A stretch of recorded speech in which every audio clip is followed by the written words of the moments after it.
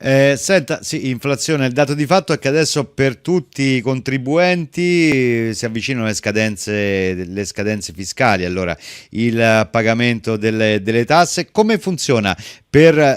Sappiamo che c'è una quota detraibile, no, dalla dichiarazione dei redditi per la certificazione. Come fate voi? Bisogna richiederla? La inviate direttamente in email? Come vi Sì, siete allora organizzati? diciamo, beh, anzitutto gli iscritti che hanno fatto versamenti al fondo pensione per il tramite della busta paga non hanno nessun tipo di incombenza fiscale.